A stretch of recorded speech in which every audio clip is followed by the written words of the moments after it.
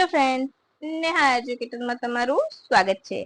આજે હું તમારા માટે લઈને આવું છું 1 થી 4 જૂન 2025 ના મહત્વના કરંટ અફેર્સ, જે તમારી આવનારી પરીક્ષામાં તમને ખૂબ ઉપયોગી થશે અને તમને 1 માર્ક અપાવવામાં અચૂક મદદ મળશે। હવે તો તમને સૌને ખ્યાલ છે કે તલાટીનો પણ સિલેબસ ચેન્જ થઈ ચૂક્યો છે, તો હવે એમાં પણ વિધાન વાક્યો બનાવી શકાય છે, રાઈટ? તો તમને વિધાન વાક્યમાં પણ આ મારું પીડીએફ તમને મદદરૂપ થશે, મારો વિડીયો મદદરૂપ થશે અને વન લાઇનરમાં તો ખરું ને? બની શકે કે હું જે તમને ડિટેલ કરાવું છું એમાંથી જ તમારું વન લાઇનર પણ થઈ જશે, રાઈટ? તો પરંતુ એ પહેલા એક રિક્વેસ્ટ કે વિડીયોની શરૂઆતથી લઈને અંત સુધી જરૂરથી જોજો। અને હા, તમે આ ચેનલ ઉપર નવા હોય તો મને સબસ્ક્રાઇબ કરી લેજો, જેથી કરીને આવનારા વિડીયો અંગેની માહિતી તમને ફટાફટ મળતી રહે। અને એક લાઈક બટન જરૂરથી દબાવી દેજો। ચાલો, બિલકુલ પણ સમય બગાડ્યા વગર શરૂ કરી દઈશું। તાજેતરમાં મિઝોરમમાં નવ ભારત સાક્ષરતા પ્રોગ્રામ હેઠળ સંપૂર્ણ કાર્યકારી સાક્ષરતા પ્રાપ્ત કરનાર બીજું રાજ્ય કયું બન્યું છે? Option A Ladakh, option B Goa, option C Meghalaya, option D Maharashtra. બોલો। પહેલું રાજ્ય તો આપણને સૌને યાદ છે કે મેઘાલય હતું, રાઈટ? પહેલું રાજ્ય પૂછશે તો મેઘાલય, અને બીજું રાજ્ય પૂછશે તો શું આવશે આપણો જવાબ? અહીં આપણો જવાબ આવશે ગોવા। શું આવશે? ગોવા, રાઈટ? શું આવશે? Goa, option B. હવે તમને કેન્દ્ર શાસિત પ્રદેશ પૂછી લેશે તો ત્યારે ગોવા પણ નહીં આવે, મેઘાલય પણ નહીં આવે, પહેલું રાજ્ય આવશે લદ્દાખ, બરાબર છે? હવે સાક્ષર રાજ્ય કોને કહેવાય છે? કેન્દ્ર સરકારની વ્યાખ્યા મુજબ 95% સંપૂર્ણ સાક્ષરતાને ગણવામાં આવે છે, એટલે કે કોઈ રાજ્યમાં 95% વસ્તી લખી વાંચી શકે એટલી નિર્ભર થાય તો એને સાક્ષર ગણવામાં આવે છે, બરાબર છે? આ બધી વ્યાખ્યામાં પડવું નહીં, ક્લિયર? લખી વાંચી શકે એને સાક્ષર ગણાય છે, બરાબર છે? હવે તમને સૌને ખ્યાલ હશે એનઈપી એટલે કે નેશનલ એજ્યુકેશન પોલિસી 2020 મુજબ 2030 સુધીમાં ભારતને સંપૂર્ણ સાક્ષરતા દર હાંસલ કરવાનો લક્ષ્યાંક રાખવામાં આવ્યો છે, બરાબર છે? હવે આ પહેલા ઉલ્લાસ નવ ભારત સાક્ષરતા પ્રોગ્રામ હેઠળ મિઝોરમ પ્રથમ રાજ્ય બન્યું હતું, ત્યારે પ્રથમ નાણાકીય કેન્દ્ર શાસિત પ્રદેશ લદ્દાખ છે। સોરી ફ્રેન્ડ્સ, હમણાં મારા બોલવામાં ભૂલ થઈ ગઈ, અહીંયા મેં એકચ્યુઅલી મારે મિઝોરમ જ ઓપ્શન સેટ કરવાનું હતું, પરંતુ મારાથી ભૂલ થઈ ગઈ છે। ઓકે, તો મિઝોરમ પ્રથમ રાજ્ય હતું, બરાબર છે? ઉલ્લાસ નવ ભારત સાક્ષરતા પ્રોગ્રામ 2022-27 ના 5 સ્તંભમાં પાયાનું છે, બરાબર? તો પહેલું શું છે સ્તંભ? 5 સ્તંભ કયા છે? પાયાનું શિક્ષણ આપવું, લાઈફ સ્કિલ, પછી મૂળભૂત શિક્ષણ, સ્કિલ ડેવલપ કરવી, સતત શિક્ષણ, એના 5 મૂળ સ્તંભ છે। કદાચ તમને પૂછી લે કે ઉલ્લાસ નવ ભારત સાક્ષરતા પ્રોગ્રામના 5 સ્તંભ જણાવો, તો તમે ઇઝીલી આપ જવાબ આપી શકો છો, ક્લિયર? હવે આપણે આગળ વધીએ તો આપણો આગળનો પ્રશ્ન શું આવશે? બોલો, આગળનો પ્રશ્ન શું આવશે? તો આપણો પ્રશ્ન છે પ્રથમવાર મિલ્ક દિવસ ક્યારે ઉજવવામાં આવ્યો? Option A 1995, option B 2014, option C 2014, option B 2000, option D 2001। બોલો।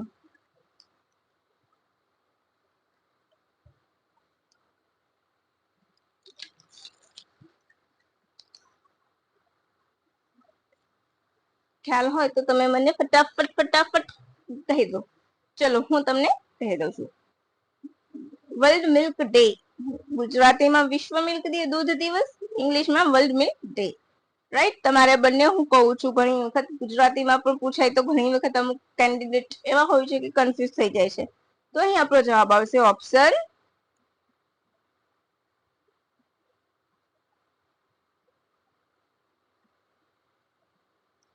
ડી 2001। શું આવશે? 2001। શું આવશે? 2001। આ વર્ષની થીમ શું છે?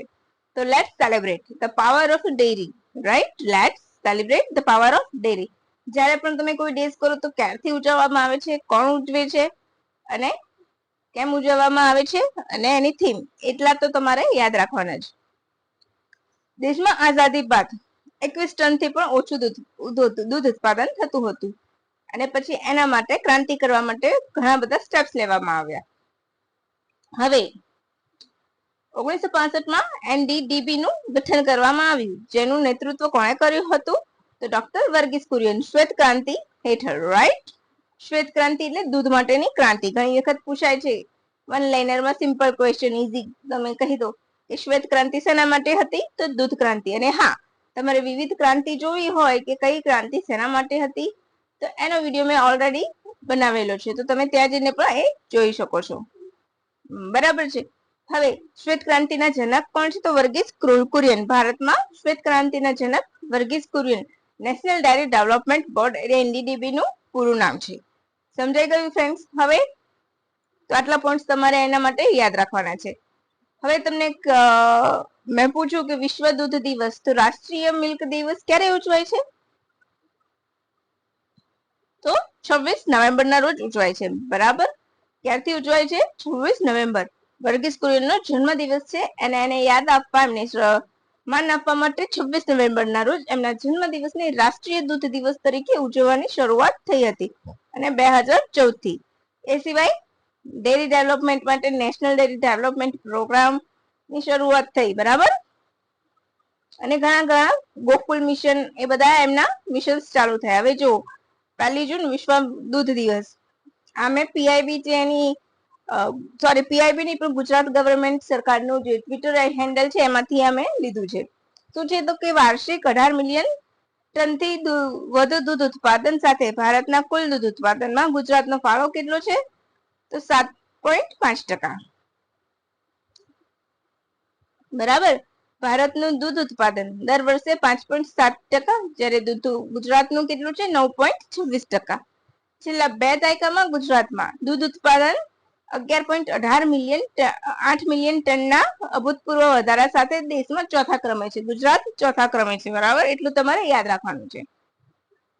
બસ આના માટે તમારે આટલું જ ઇનફ છે. પછી આવશે ભારત નોમેડિક એલિફન્ટ યુદ્ધ અભ્યાસ કયા દેશ સાથે યોજશે? બોલો. Option A Mongolia, option B Australia, option C Uzbekistan, option C Vietnam, option D Uzbekistan. બોલો. ખ્યાલ હોય તો તમે મને કહી શકો છો.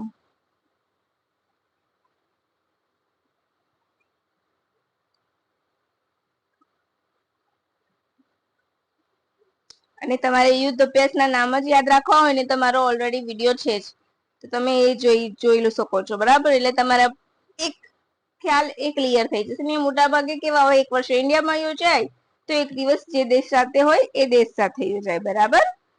એટલે તમારે એ પણ ક્લિયર થઈ જશે. પરંતુ તમે એક વખત જરૂરથી જોજો. રાઈટ? તો તમને ખરેખર બહુ મજા આવશે. અને બધા અને પૂછાતા જ હોય છે. હું તમને જે કહું છું એ પૂછાય જ છે. તો તમે એક વખત બધા યુદ્ધ અભ્યાસના નામ જોઈ લેજો. હવે નોમેડિક એલિફન્ટ તો આપણે એક વખત જોઈ લઈશું. નોમેડિક એલિફન્ટ ઓપ્શન એ મોંગોલિયા સાથે. કોની સાથે? ઓપ્શન એ મોંગોલિયા સાથે. રાઈટ? હવે ઓસ્ટ્રેલિયા સાથે તો ઓસ્ટ્રીહિન, વિયેટનામ સાથે તો વિનબેક્સ અને ઉઝબેકિસ્તાન સાથે ડસ્ટલિંક. બરાબર? એ યાદ રાખજો. ક્યાં યોજાયો? તો મોંગોલિયાના ઉલેનબટર ખાતે યોજાય છે. 17મું સંસ્કરણ છે. ઓકે? 31 મે થી 13 જૂન સુધી આ ચાલશે. ક્લિયર થઈ ગયું? અરે આ ક્વેશ્ચનમાં ઓપ્શન ખોટા મુકાઈ ગયા છે. ચલો હું કહી દઉં છું. મિઝલ્સ, રૂબેલા અને ટીબી ઉન્મૂલન માટે 8 રાજ્યો અને કેન્દ્ર શાસિત પ્રદેશની અધ્યક્ષતા કોણે કરી? તો હેલ્થ મિનિસ્ટર ડોક્ટર જેપી નડ્ડાએ કરી હતી. ક્લિયર? કોણે કરી હતી? ડોક્ટર જેપી નડ્ડાએ કરી હતી. અહીંયા ક્વેશ્ચન રોંગ થઈ ગયો છે. હવે 15મા નાણાં આયોગ હેઠળ મળેલા ફંડની સમીક્ષા કરવા ઉચ્ચ સ્તરીય મીટિંગ યોજી હતી, જેમાં પીએમ અભિમ એટલે કે પ્રધાનમંત્રી આયુષ્ય હેલ્થ ઇન્સ્યોરન્સ મિશન હેઠળ આ ફંડ ફાળવ્યું છે અને એના અંગે ચર્ચા કરવામાં આવી હતી. દેશના પ્રથમ એગ્રીકલ્ચર હેકેથોનનું ઉદ્ઘાટન ક્યાં કરવામાં આવ્યું? Option A Nagpur, option B Pune, option C Gandhinagar, option D Dehradun. હવે આની માહિતી હજુ મારી પાસે પૂરી આવી નથી એટલે મેં વન લાઇનર મૂક્યો છે. જેવી મારી પાસે ડિટેલ માહિતી આવશે એવી હું તમને ડિટેલ આપી દઈશ. બરાબર છે. અહીં આવશે આપણો જવાબ ઓપ્શન બી પુણે. શું આવશે? Option B Pune. બરાબર. પછી 72મી મિસ વર્લ્ડ નો ટાઇટલ કોણે જીત્યો છે? Option A Thailand, option B England, option C Bharat, option D Venezuela. બોલો. બહુ લેટેસ્ટ ક્વેશ્ચન છે.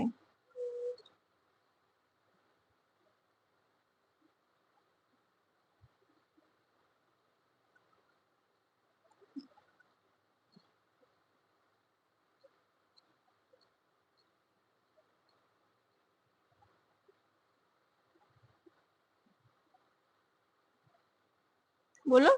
આ તો તમને આવડવું જ જોઈએ.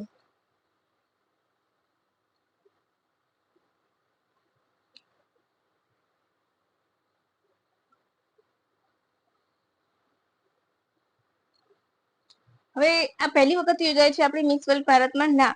તો આ પહેલા યોજાઈ હતી 1996માં યોજાઈ હતી, પછી 2023માં યોજાઈ હતી અને આ ફરીથી 2025માં. રાઈટ? તો તમારે એટલું યાદ રાખવાનું છે. બરાબર છે. તમારે આટલી વસ્તુ યાદ રાખવાની છે.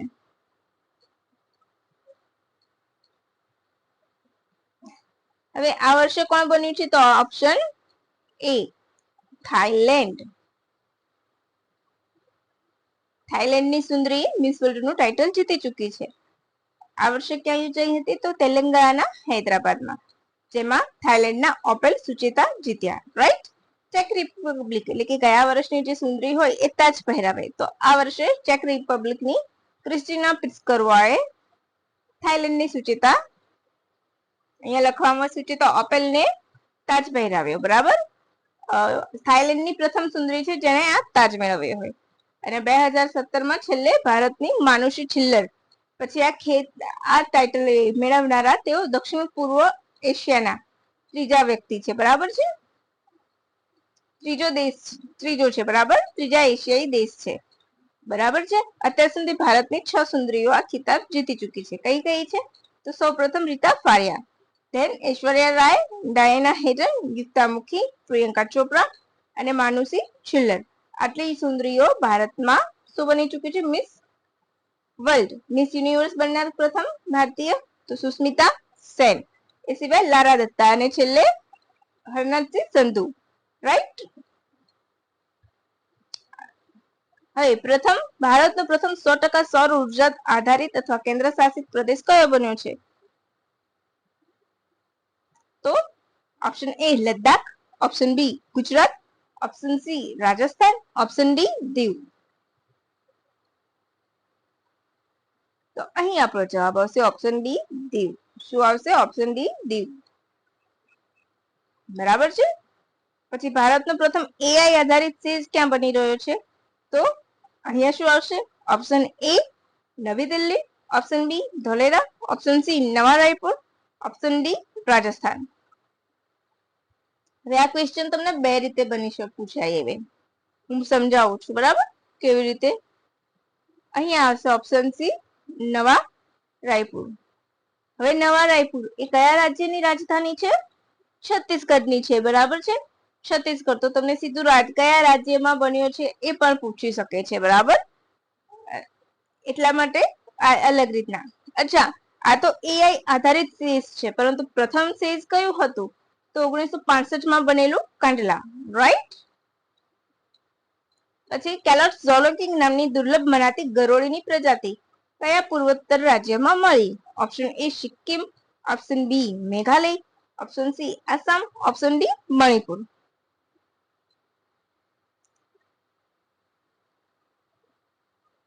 તો અહીં આપણો જવાબ આવશે ઓપ્શન બી મેઘાલય. મેઘાલયમાં આજકાલ ઘણી બધી પ્રજાતિઓ મળી રહી છે. રાઈટ? તો તમે તુક્કો મારી શકો છો બ્લાઇન્ડ હો તો. રાઈટ? પરંતુ બહુ તુક્કા પણ ના મારવા. હવે ભારતમાં ગરુડીની 14 પ્રજાતિ હોય છે. એમાંથી 9 પ્રજાતિ તો ફક્ત પૂર્વોત્તર રાજ્યમાં મળે છે. અને આ ગરુડી ક્યાં ક્યાં જોવા મળે છે? શ્રીલંકા, દક્ષિણ પૂર્વ એશિયા અને પેસિફિકના અમુક ક્ષેત્રમાં જોવા મળે છે. મોટાભાગે વૃક્ષ પર રહે છે અને સંજોગો મુજબ રંગ બદલે છે. દેશનું પ્રથમ ટાઈગર સફારી પાર્ક કયા રાજ્યમાં બનશે? Option A Jharkhand, option B Chhattisgarh, option D option C Rajasthan, option D Madhya Pradesh. બોલો.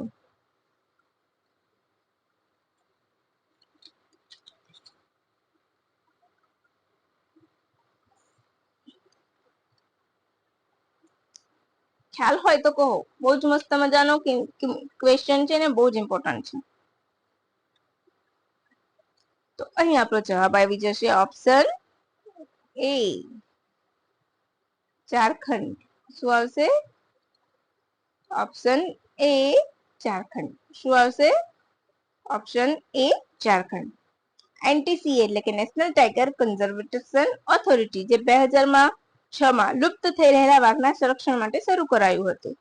વન્યજીવ અધિનિયમ 1972 હેઠળ બરાબર એને ભલામણ કરી હતી અને જેના માટે સુપ્રીમ કોર્ટે પણ એક આદેશ બહાર પાડ્યો હતો કે ટાઈગર રિઝર્વ સફારી પાર્ક બનાવો. કેવું? તો બફર એરિયા બહાર અને ટાઈગર રિઝર્વ બહાર, તેમજ પર્યાવરણને નુકસાન ન થાય કે કોઈ પ્રાણીઓને નુકસાન ન થાય તે રીતે. બરાબર છે. તો ઝારખંડના લાતીહરીના પલામુ ટાઈગર રિઝર્વ પાસે 150 હેક્ટરમાં આ સફારી આકાર લેશે. હમણાં જ વાલ્મીકી થાપરનું નિધન થઈ ગયું છે. તો કોણ હતા તે વાલ્મીકી થાપર? તો ફાધર ઓફ ટાઈગર જાણીતા હતા. બરાબર, વાઘમિત્ર તરીકે પણ જાણીતા હતા. હવે પ્રોજેક્ટ સાથી કોના દ્વારા લોન્ચ કરવામાં આવ્યો છે? પ્રોજેક્ટ સાથી કોના દ્વારા લોન્ચ કરવામાં આવ્યો છે? બોલો.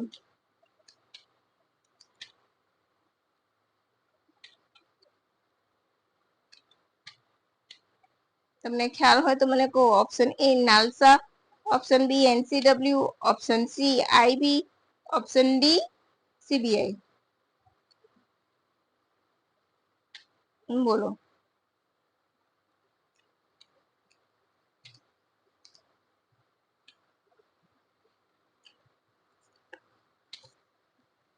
હવે તમારે મને નાલસાનું પૂરું નામ કહેવાનું છે. નાલસા શું છે?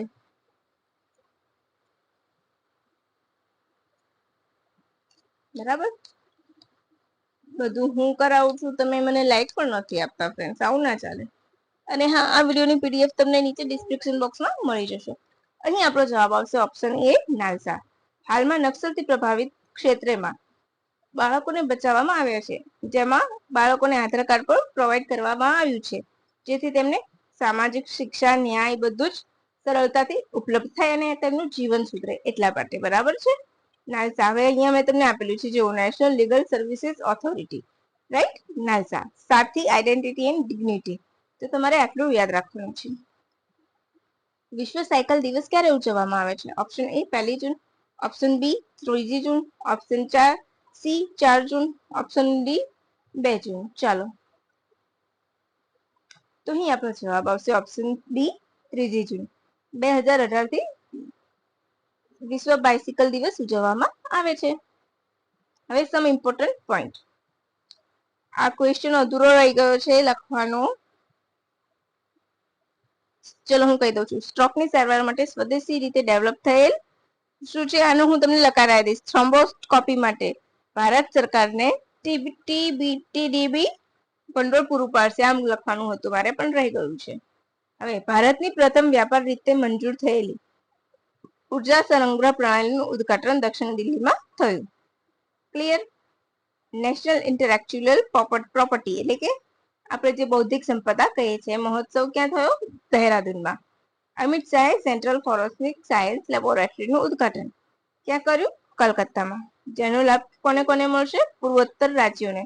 અને શું ફાયદો થશે? તો ફોજદારી ન્યાય આધારિત જે અમુક ગુનાઓ બનતા હોય તો એનું જે ફોરેન્સિક થવું જોઈએ, તો જે લોંગ ટાઈમ લાગતો તે પૂર્વોત્તર રાજ્યોમાં જ બનવાથી ત્યાંથી ત્યાં સરળતાથી પતશે. રાઈટ? 24 કલાકમાં સૌથી વધુ જીવન વીમા પોલિસી વેચીને ગિનિસ બુક ઓફ વર્લ્ડ રેકોર્ડમાં એલઆઈસીએ નામ આપ્યું. નામ નોંધાવી દીધું. બરાબર. ગુજરાતના નળ સરોવરમાં દુર્લભ આર્કટિક પક્ષી સબાઈન ગુલ જોવા મળ્યું. આ રહ્યું એનું પ્રૂફ. જો દુર્લભ આર્કટિક પક્ષી સબાઈન ગુલ ગુજરાતના નળ સરોવરનું ખાસ મહેમાન બન્યું. જાહેર પક્ષી અવલોકન ડેટાબેઝ ઈ બર્ડ અનુસાર આ પક્ષી ભારતમાં છેલ્લે 2013માં કેરળમાં જોવા મળ્યું હતું. સબાઈન ગુલ મુખ્યત્વે ઉત્તર અમેરિકા, ગ્રીનલેન્ડ અને સાયબેરિયાના ઊંચા અક્ષાંશવાળા આર્કટિક વિસ્તારોમાં પ્રજનન કરે છે. એટલા માટે ઇમ્પોર્ટન્ટ છે. બરાબર. હવે નેક્સ્ટ ક્વેશ્ચન. નેશનલ ડિફેન્સ એકેડેમીની 148મી કોર્સ પરેડમાં મહિલા કેડેટ્સે પ્રથમ વખત ભાગ લીધો. 17 મહિલા કેડેટ હતી. બરાબર. અને ક્યાંય હતી તો એનડીએ ખડકવાસલામાં જે ક્ષેત્રપાલ પરેડ ગ્રાઉન્ડ છે ત્યાં યોજાઈ હતી.